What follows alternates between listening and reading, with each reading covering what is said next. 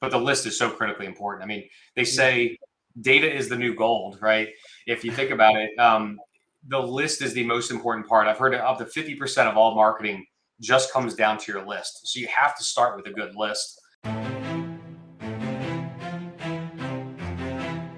What's up, everybody? My name's Mike Sjogren, here with my co-host, Emmanuel Pani. We're part of a group of specialized real estate investors you've probably never heard of. We didn't start with deep pockets or wealthy families, and we don't rely on 401ks, mutual funds, or traditional real estate investing. In fact, many of us don't even own the properties that fund our freedom.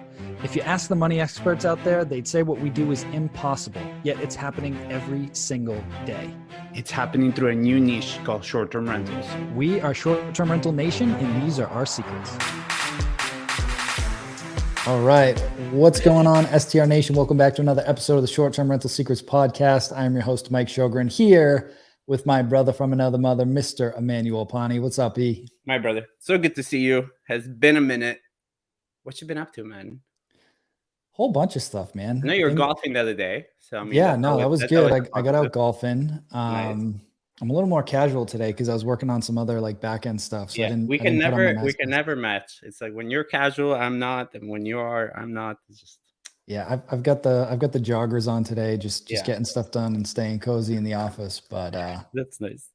Yeah, had to take care of some stuff earlier, but we're good now. So yeah, man, things are good. Florida house has been going good. I've been actively looking for another one down there, and just talking to Chris Ledwidge the other night. If you guys haven't listened to that episode yet, make sure you check that out, and just working through some of their different funding programs to see what's going to make the most sense. And yeah, man, I'm excited.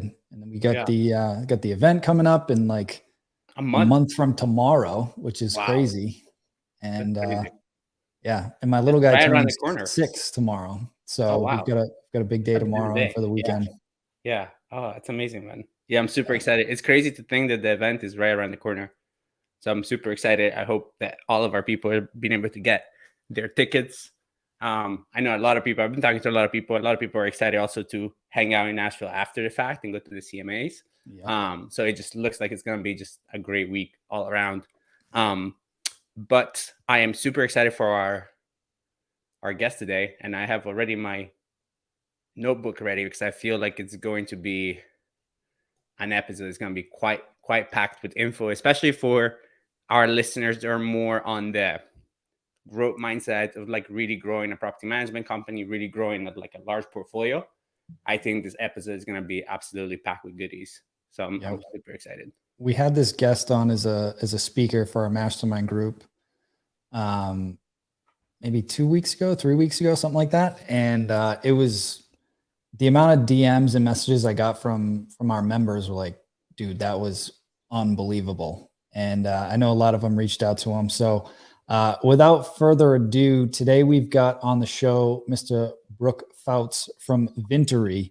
And rather than me going through and reading his incredibly amazing bio, I just want to bring him up here and have him walk you through his journey, because he's done some crazy stuff at a super high level, and he's extremely experienced in the short-term rental space. And what he's doing now, I have not seen anybody else do. So Brooke, welcome to the show, man. Thanks for being here. Yeah, Mike, E, thanks for having me. I'm super excited. This is it's been a long time coming, and thanks for having me on that mastermind a couple weeks ago. The response was just unbelievable. My sales team literally reached out to me, and their quote was, "Brooke, I don't know what the hell you did, but keep doing it." Because our demos were just like blowing up like crazy, and we have a whole team coming down. Our entire leadership team is coming down to the conference in Nashville. We're super excited. We're actually doing a full one-day event in advance of it with our leadership team, kind of an off-site, and then roll right into yours, and then roll right into the CMAs. So I'm incredibly excited. I actually had the family coming down Wednesday through Friday afterwards to hang out in Nashville. Nice. So incredibly excited. Nice. Take notes, everybody. That's the way to do it. Go have fun at the conference, then bring the fam down, hang out, see some good music. It's the trifecta, right? You got the offsite leadership retreat. You then go right into your conference, and then you have some fun at CMA Fest. So what can top that? Yeah, I love it. So for the listeners, Brooke, why don't you walk us back to kind of the beginning of how you got into this business and where that's taken you over the last, 15, 20 years at this point? Yeah, it's I mean, how much time do we have here? But I'll try to give the abridged version. Like everybody, I just kind of randomly stumbled into it. I was actually in mortgage banking before. Started a mortgage company in my early 20s, built that pretty fast. Ended up somehow getting into and starting a short-term vacation rental company in 2007 in Ocean City, Maryland. So I live in Baltimore. So every Monday I drive down to Ocean City, and I would just talk to anybody that was stupid enough to listen to me. The running joke was I couldn't get anybody to talk to me, so I had to set up shop at Roost Chris Steakhouse and just invite people to, like a glass of wine or a good dinner or a good lunch. And that was the only way I could kind of bribe people to come meet with me and kind of tell them about my vision of building a different type of vacation rental company. And really that's what it comes down to. It's like you have to differentiate. You got to do something different.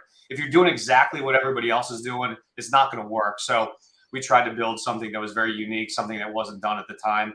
Luckily, it was pretty low-hanging fruit in Ocean City back in 2007. So it wasn't, I don't want to say it wasn't that challenging, because everything obviously in this business is pretty challenging. But we were just taking some common concepts today goes and implement them back then. And it worked. And we struggled in the early days. Getting those first couple properties are the hardest. It's kind of hard to get somebody to trust them to list your property with you when you only have like 1 or 2 or 3 properties. But once you start getting a little bit of momentum, and it becomes that flywheel effect. And I think the first year we had like 18 properties, then we had like 36, and then it just started like catapulting and just went into this like hyperloop like stage. And we ended up growing to 500 properties within 5 years. And then I ended up selling that business back in 2013. And I've just been in various leadership roles within the vacation rental industry. Almost all of it exclusively based around inventory acquisition and helping companies grow. And it was one of those things back in 2019. I said, there's such a need for this out there. I'm probably positioned better than anybody on the planet to make this happen. What if we were to start a company that did nothing but help professional vacation rental managers grow their inventory? And really what I wanted to do is I wanted to level the playing field. I wanted to let the average like mom and pop shop, let them compete, go head to head, toe to toe against these large venture backed companies, and give them all the resources that these other companies have, but make it, for the price of less than a part-time assistant in the Philippines. Give them all those resources that they need to help them grow. And it's worked. And fast forward to today, so we launched Vintory in 2019, and it's only been about 3 years, but fast forward to today, we've got over 60 employees on our team. We've got over 200 companies on our platform. We're adding about 20, per month. And it's just really resonating really well with with the short-term vacation rental market. Love So it. good. So many ways to take this conversation. Did you have we probably should have talked about this before. Did you have a plan where we're going? I've got an idea, but I know you like to throw in little questions here and there. But I think one thing that I'll just kind of lead off with is, what are some of the things that you guys did differently to acquire customers that you're seeing most people are not doing? Yeah. So, first off, it was the average vacation rental management company in Ocean City back in between 2007 and 2013. They would lob out 1 postcard per year. Like that was their marketing strategy. That was it.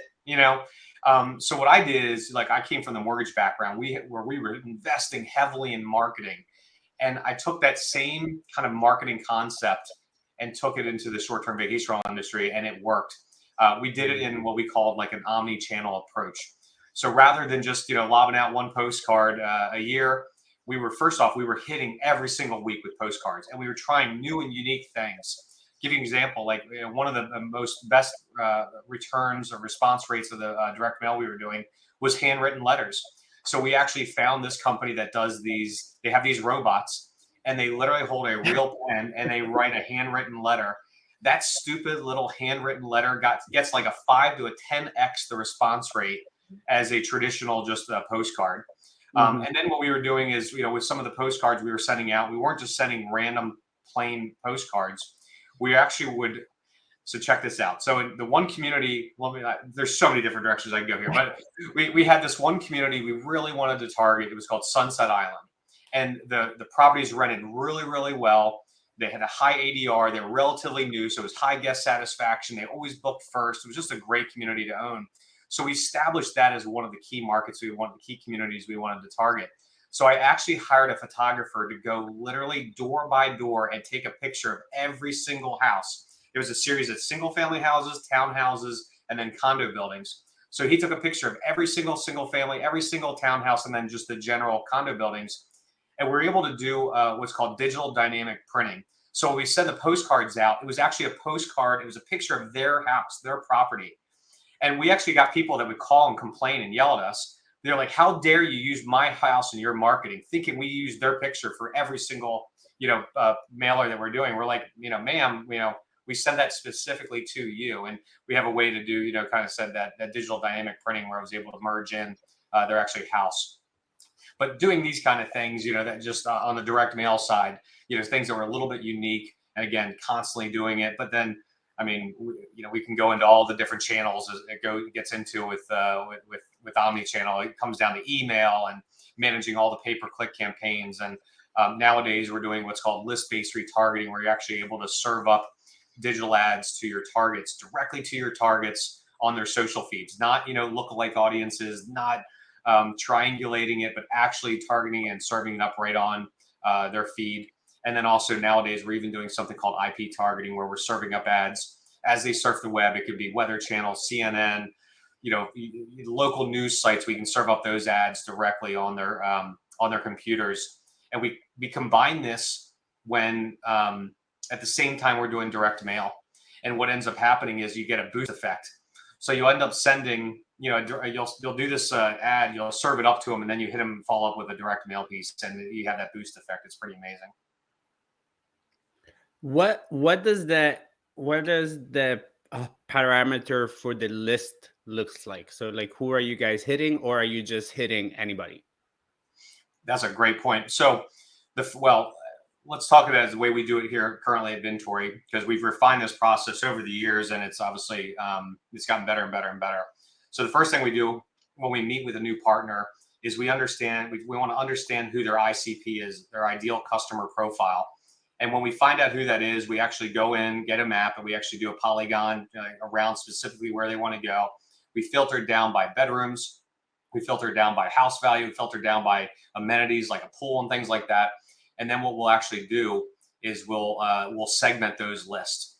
And what we try to do is we try to target them into A targets, B targets, and C targets.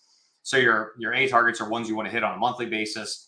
B targets are things you want to hit on more of a quarterly basis, and then C targets are things you want to hit, targets you want to hit on more like an annual or semi-annual basis. And we can also talk about like the different type of channels and things like that too, because there's like we went through all the different channels, but sometimes you're going to hit them with everything on those A targets. B targets you might want to hit them with more of like the less expensive kind of channels, and then C targets again you're only going to probably hit them once or twice a year.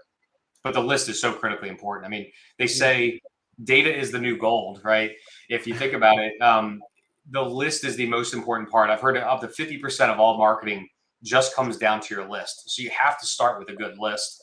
That's why we have 4 data scientists on our team right now that do nothing but kind of help understand, who those targets are and where you're getting them. But I'm just going to take that one step further, because the question I get all the time is, where do you get that list?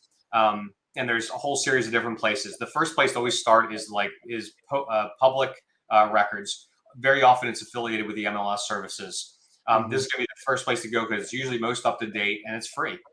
Sometimes though it can be challenging. You can only download one record at a time. If that's the case, you wouldn't just call a list broker. There's thousands of different list brokers out there. Just go to Google, search for them. You can find them. Info USA, Exact Data. I mean, there's millions of them out there. But there's a couple key points though when you do get a list broker. The first thing is you want to make sure that you're looking for absentee owners. Absentee owners are where the mailing address and the property address are different. And that's usually a good indicator of a real estate investor. So start there. The second thing you want to ask your list broker is, do they have the ability to do appending services? Appending means filling in any missing information. So let's say, you're driving down the street and you say, look, this house is killer. I want to add this house. I want to target this house. Well, you want to make sure that your list broker has the ability to do what's called a reverse append to actually, connect the two. Getting the mailing address is one, or the property address is one thing, But how do you do that reverse append to get it back and figure out who owns it, and then what's their mailing address as well. And then a couple other appending services that is really important is getting emails and phones. And it's not as obvious as it seems, just to email them and call them. There's some other different things you can do. We can talk about that later, why that's a pretty important.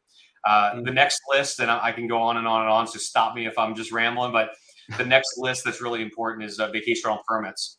So if your city or county or township requires a vacation rental permit, guess what? There is a list out there for you to get. Now, very often it's very challenging to get. It's usually a little old lady that's about 80 years old sitting behind the counter of the courthouse, and you got to brown nose her with cookies and stuff to get that list. And then she'll give it to you on a floppy drive or a CD-ROM, which who has anything to download that. But anyways, but a lot of times they're going to push back. If they do, just mention Freedom of Information Act, and they have to give you that list. And then the last, but not the least, the most important one is OTA scrapes. So you're actually scraping data. So you can scrape any data out there. I don't know, I have a clue how to do it, to be honest with you, but we just found people on Upwork and Fiverr that go out there and scrape websites. So you can scrape Airbnb, you can scrape Verbo, you can scrape Booking.com, and you can get all those property addresses and then do those reverse appends that we talked about before. You can scrape your local competitors. You can scrape the large venture-backed conglomerates. And here's a hack that I've heard, wink, wink, that works really well. It's when a said large venture-backed conglomerate acquires one of your local competitors, you scrape that competitor's website because there is a high propensity to churn of those properties. So we've seen as much as 30% of that inventory churns. I'll give you an example. Ocean City, Maryland, two very large management companies just got acquired by a very large venture-backed conglomerate vacation rental management company, and it's like Christmas. There is so much inventory churning right now. It is a once-in-a-lifetime opportunity. It's great. Anytime a large venture-backed conglomerate acquires local competitors, people reach out to us left and right and want to sign up with our services because, again, it's like shooting fish in a barrel because you just know so much of that inventory, close to a third of that inventory is churning. It's got to go somewhere. So this is your once in a lifetime kind of opportunity to go pick it up. Love it. So good. Before Mike takes us to where he wants to go, I want to just wrap up the whole conversation about what you did with the property management company and ask you two questions that are important in my mind. One was the goal, the outcome from the beginning? Meaning, did you grow it from the beginning with the intention of getting to X amount of units and then selling it? And question two is, looking back now that you did sell it, what did you think was the most valuable component in getting you the value you got? Was it your system? Was it your team? Was it your infrastructure? Was it you had so many pictures of people? Oh, man, there's so much there. What was so much there. Yeah. So I'll start off with, I've got a little bit of a problem, where I am just a growth guy. Every business I've had, my mortgage company, my vacation rental company, this company is all about growth. I mean, it's literally, it's a problem. I should probably go to some kind of rehab for it because it's grow or die in my opinion. And it's all about growth.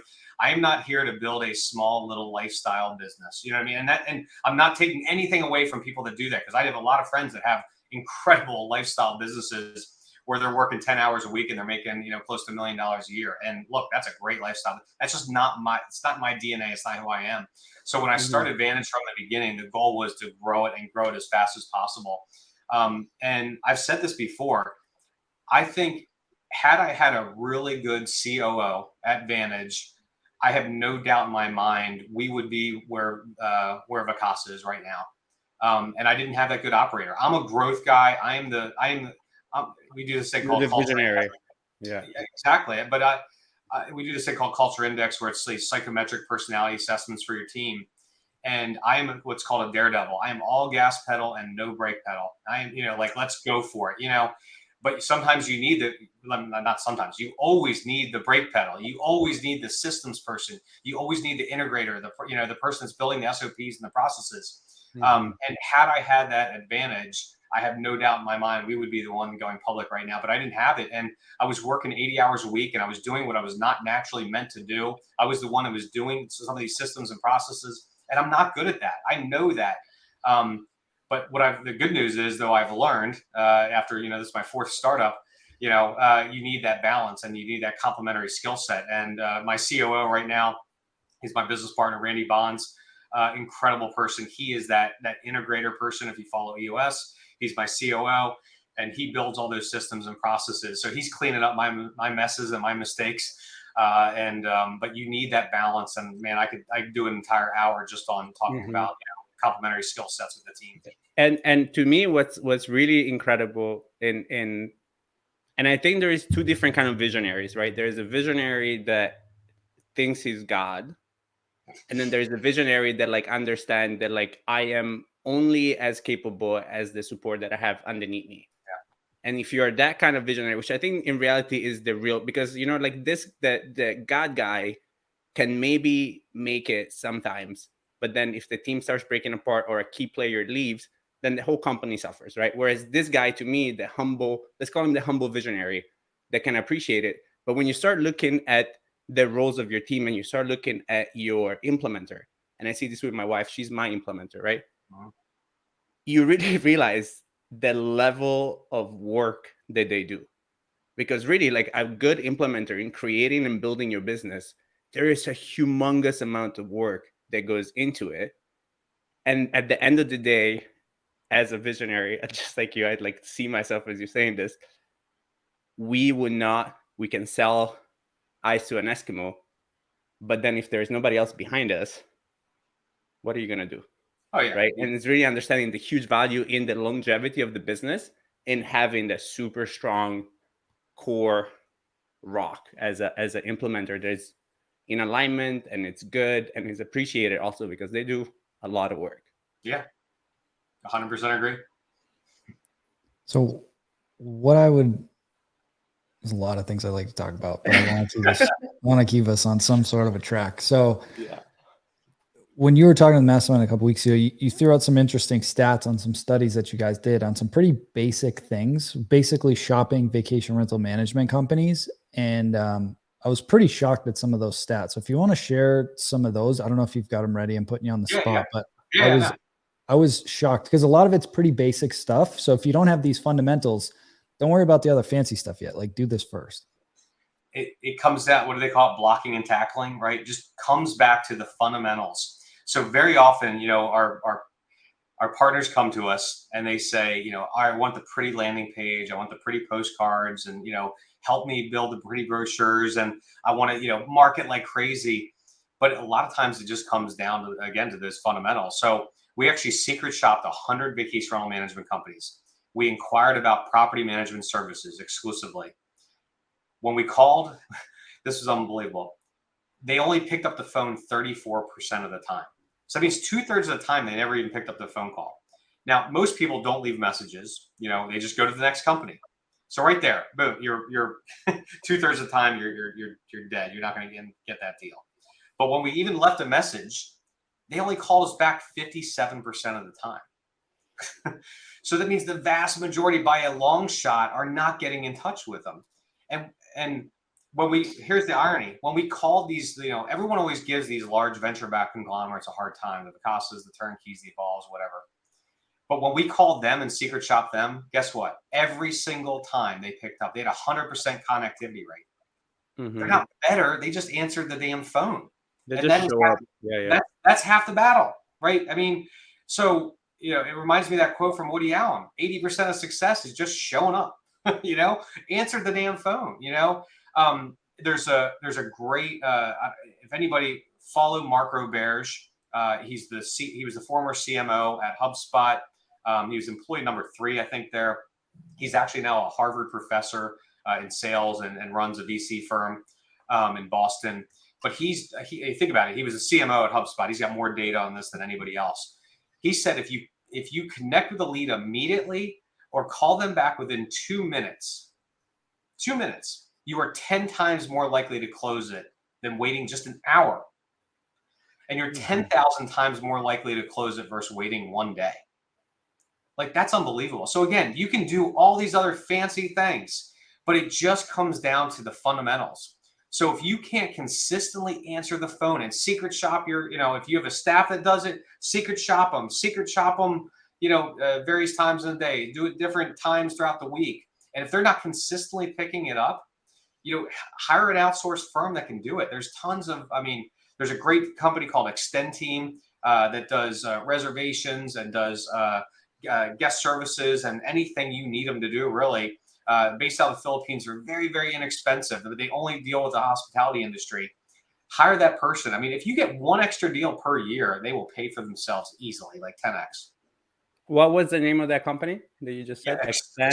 Extend Team. So EXEN Team. Ari, he's at every conference out there. Great guy. We actually have 10. I think we're up to 10 Extend Team members on our team. They're fantastic, very inexpensive.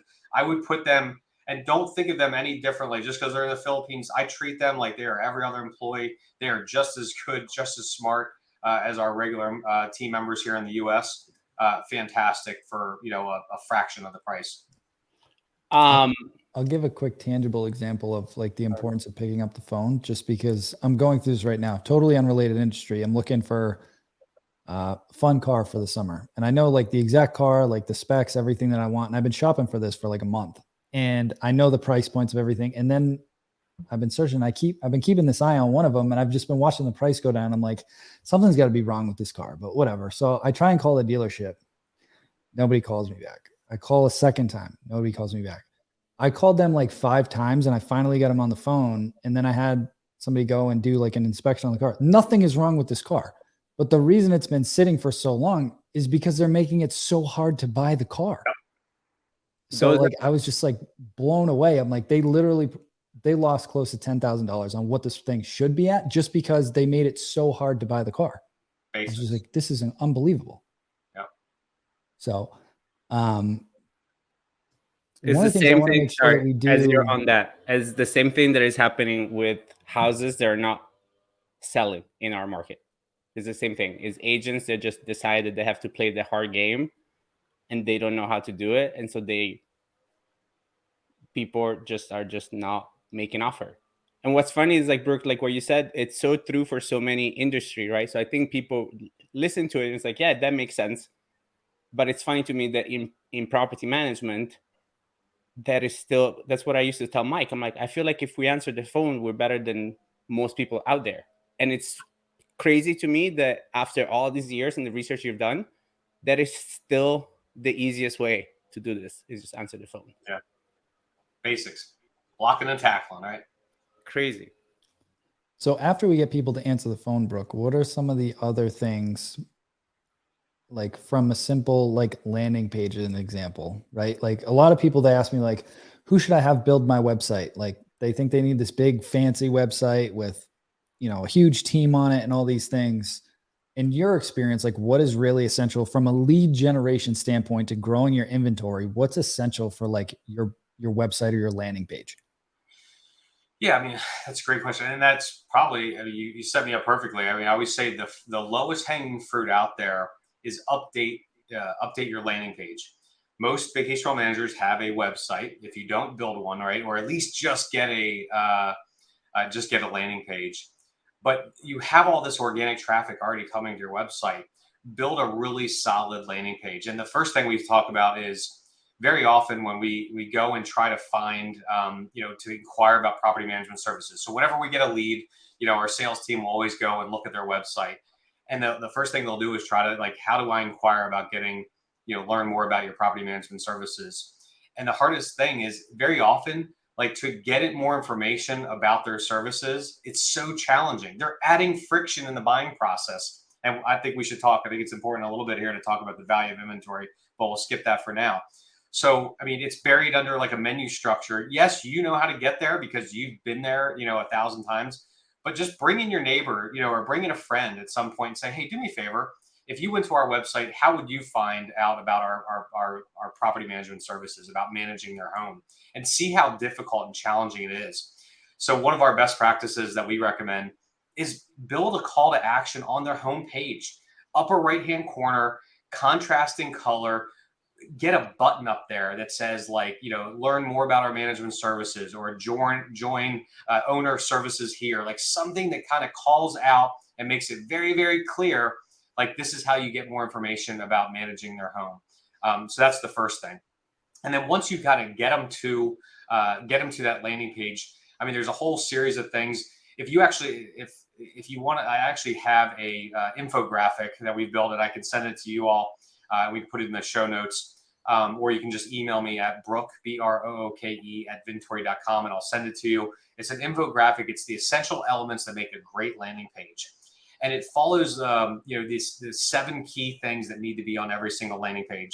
So the first thing is, what is your USP? What is your unique selling proposition? What is it that sets you apart versus everybody else? The second thing you want to do is you want to make sure you have some sort of form above the fold. Don't have an email link.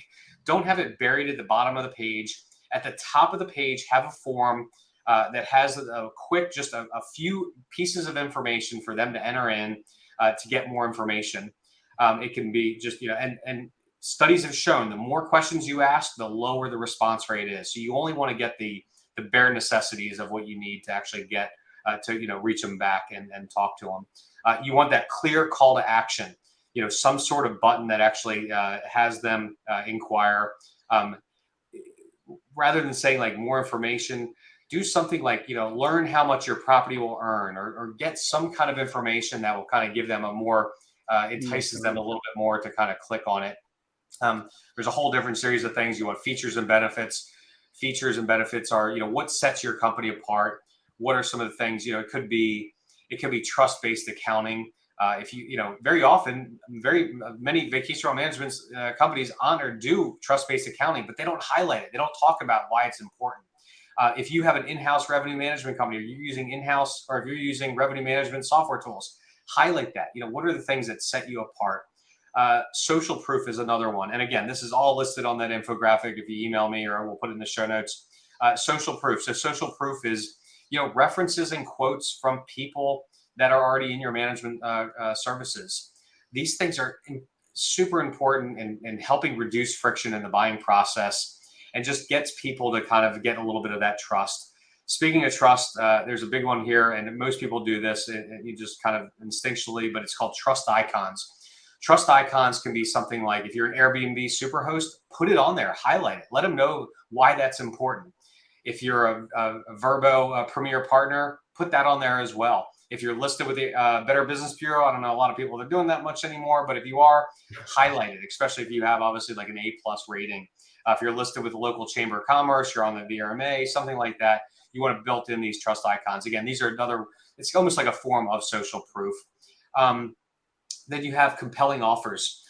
So, it could be, my acid test for compelling offers is, especially if you're sending some sort of postcard out, think about it, 99% of people are just going to chuck that postcard in the mail, or in the trash, or the recycling bin. So envision your target standing over the trash can, standing over the recycling bin, and they're going through their stack of mail, because that's how I go through my mail. And they see your postcard, they see your letter, and what makes them put it aside, just maybe to give it one little. Oh, I think we lost Brooke for a second here. He froze. Yeah. So we'll give it a second for him to come back, but it's a great point. And it's just getting back to fundamentals, right? Like if you were in your client's shoes and you're getting all these mailers, I know I get a ton of them. I literally do what he said. Chris and I are sitting around the island in the kitchen. It's like, keep trash, keep trash, keep trash. So what can you put on there that's like, maybe it's a question like, how much money are you leaving on the table right now with your property? Or like, are you happy with your current property manager? Like something that's going to let them be like, set it aside with the stuff I'm going to keep. Even if they don't call you right away, it's still going to be there. So yeah, that's going to be and I guess that's also where it plays into what he was saying, is just like how consistent you're going to be. Because obviously, like some of those people, and what he was saying, right, the most property managers only hit you once a year. So if you're in that moment, or especially if it's a vacation home and it's not where you get or you just get a bunch of mail and you just like start sorting through it. I know when I come home from like holidays, I have so much mail that if you send me something in that moment, I'm literally just looking for things that I know are important, and I'm just throwing out everything else. 100%. So if you only are a one shot kind of guy, you know what I mean, you only send one mailer once a year, what is the chance you're going to hit them in the right moment? Brooke, we were just saying that on top of what you were talking about, right? It's just going back to like good fundamentals, but also talking about what you were saying is the fact that like by hitting them multiple times, because the problem with only hitting somebody every once in a while is that you don't know what mindset they're in. You don't know where they are. So maybe they're traveling or doing something. So if that happens, then you miss them and you're only mailing once a year. Yeah. So there's very little chance. Well, that's one of the core fundamentals of kind of the omni-channel marketing and direct mail in general. We talk about all the time is consistency. I would much rather send 1,000 postcards 6 times to the same target through the course of a year than 6,000 postcards at one time, because people are at different stages in the buyer journey. Some people may be fed up with their management company, you know, and they're ready to make a decision, or they've got this new property and they're ready to make a decision. But then you have other people that are on the other end of the spectrum, and then you have everybody that's in between. So I like to visualize it as every single marketing, you know, touch that we're doing, we're just moving them one stage closer. So if they're here and they're ready to close, great. If they're here and we're just moving them forward, that's okay too. And you get the point. So we're just trying to move them through the seller's journey. And, you know, some people might have just bought their house. They want to do some renovations and they're not ready to make a decision right now. Some people may, I'll give you a perfect example. So I bought my wife and I bought a vacation property in Bethany Beach, Delaware. It was our second home. We had no intentions of renting it out. Bought it in 2005. And then when the recession hit in 2007, 2008, we were forced to. We had to rent it out. You know, so different people have, you know, or we hear all the time, you know, hey, we bought this vacation property, had full intentions of using it. Our kids' soccer schedule is insane. We never get down there. I've got this asset that's just sitting there vacant. I think I'm ready to actually start renting it out because we thought we were going to use it every single weekend and we're not now. So yeah, the consistency principle is so critical. So good. I love it. So good. One thing I want to make sure we talk about real quick is your book. And thank you for shooting me a copy of this, by the way. It's dynamite. I haven't gotten through the whole thing yet, but it I just love how practical it is. Like it's not just like fluff. It's like I can go and execute on this stuff like today. So if you guys haven't seen it or heard of it, it's called 0 to 500 Properties in 5 years. So this is fairly recent, right? You just finished this. Yeah, just literally just launched, I think like March 30th, March 31st, so the end of March. And it already, I mean, I'll be very honest with you. I had no expectations, you know, and it's already gotten bestseller in all 3 categories. We put it in on Amazon. I think we had over 3,000 downloads in the first week of the book. It was insane. Super grateful, humbled. I mean, I had no idea that it would do what it did. Again, I guess there's a lot of people in the vacation rental industry that want to grow, and you know, the reason, you know, honestly, the reason we wrote the book was we had all this content. I mean, we pump out, if you go to Vintory.com and you go to our resources page, we pump out so much free content. And that is really, you know, our mission is to help every single vacation rental management company, regardless if they're signed up with Vintory or not. We want to help them grow and give all those resources that are out there. So we had all these videos, we had all these webinars, we had all these presentations. I record every presentation I do at a conference, and we put them on the website. And finally, somebody, you know, asked me, I think one of my demand gen guys said, "Hey, Brooke, we should do an ebook." And I'm like, I'm not doing an ebook. If I'm doing a book, I'm doing a real book. You know, we have so much information. And what I did is I started going through, like, you know, logically, like, all right, if we were to break down this into chapters, what would it look like? And I started going through all those webinars, all those blogs, all those little videos we've done. And I started organizing. I was like, man, we've had a lot of information here. So we compiled it together. And then it like sat there for a while. And then I worked on, then I just made a commitment to kind of do this over, it was pretty much a year process. And we pushed it out, like I said, this end of March. And again, the response has been fantastic. All 100% of proceeds go to charity. You can get it on Amazon. I think it's $5 on the Kindle version, or $15 if you buy a paperback. And that it is color. That's why it's a little bit relatively expensive. But it's I appreciate it. And just being very candid with you, there's no, until literally the last, I think, paragraph, there's no plugs for Vintory. It's literally, I'm giving you the keys to the safe. I'm giving you how we do it at Vintory. It's a guide. It's a playbook on how you can grow your inventory. So, I mean, I understand how challenging it is to grow your inventory. And I'll give you the keys to the safe. I'll give you the keys to the car, whatever metaphor you want, and you can figure it out on your end. You can do it. You can execute it. But I also know that it's a lot of work, and inevitably a couple people are going to end up contacting Vintory and signing up with our services. Mm-hmm. Or for nothing else, if you are like I am going through your site and looking at it, and for us as a company, we're very much similar in the situation that you were talking about, right? The organic growth that you were experiencing is great, and then it's just a conversation of like, are we fine with the organic growth, or do we want to put a little boost to it? So I already ordered the book. Good. I would have ordered 2 if I knew the money was going to charity. So now I'm going to have to order a second one. But again, man, I am super grateful. And I love, first of all, people like you, like even the way that you're talking about the book, right? I think one of my mentors used to say, like, the way we do anything is the way you do everything, right? And it's so clear, even like with the book, right? It's just like your growth mindset. You don't do anything half-ass. I'm just putting words in your mouth, but I feel like you don't do anything half-assed. So you're like, let's do an ebook, and you're like, why? Because that becomes just like who you are as a person. You're not just a half-assed person in any area of your life. And I always appreciate and respect people like that, because I know how difficult it is to sustain that level of integrity across the board in everything that you do. So I do recognize it. Yeah, appreciate that.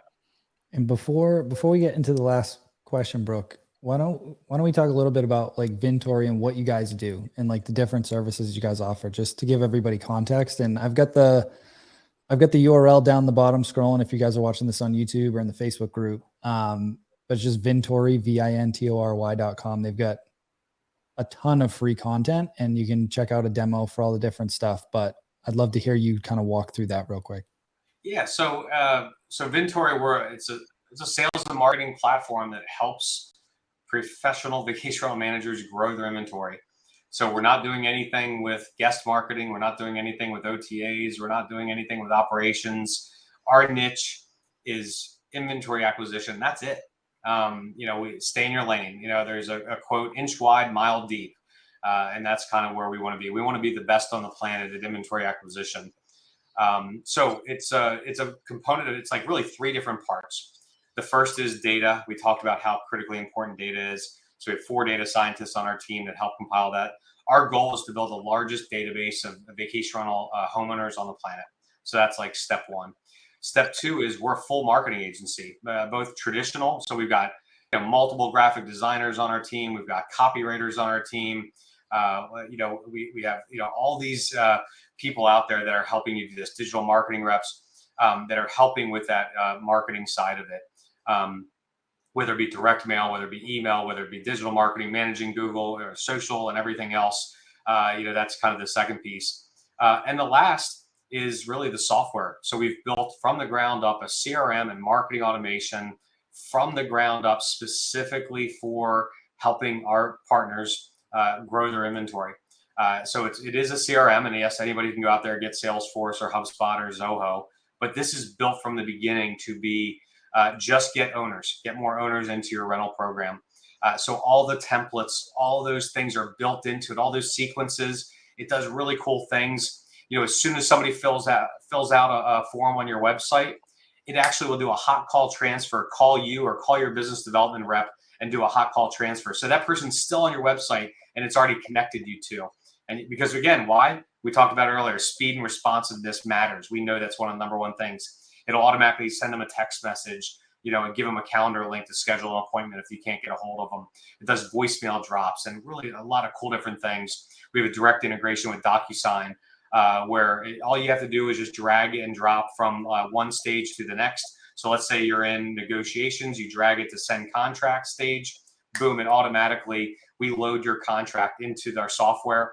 It automatically does it. It puts in all the information and then it sends it via DocuSign just instantly. You don't even need to think about it. And then one of the critical things we've seen a lot of times too is a lot of our partners, up to 50% of their deals are coming from what's called long-term nurturing sequence. We talked about it before. Very often people aren't ready to sign up right there. So you just drag them into that long-term nurturing sequence, and it just does all the work for you and drops it. So yeah, again, a combination of those three things. And again, but you also get a dedicated partner, especially on our top tiers, you get a dedicated partner success manager. So these are people that do nothing but really understand owner acquisition. It's kind of like your internal biz dev ops team that really helps you with your goals. And they're going to understand and drill down, understand what your goals are, and help you hit that. Again, all this for less than the price of a part-time assistant. Love it. Love it. That was Well, excellent. Brooke, thank you again for coming on here. The last question that we ask all of our guests is, what is your number one secret to success with short-term rentals? Wow. We talked about it a little bit before. To me, it's the team and complementary skill sets. It's having a balanced team where everybody's doing what they're naturally meant to do. And I would say we leverage, there's a couple tools out there, Predictive Index and Culture Index. These are those psychometric personality assessments. We leverage Culture Index. So every single person on our team from day one has gone through one of these. So we're all doing what we're naturally meant to do.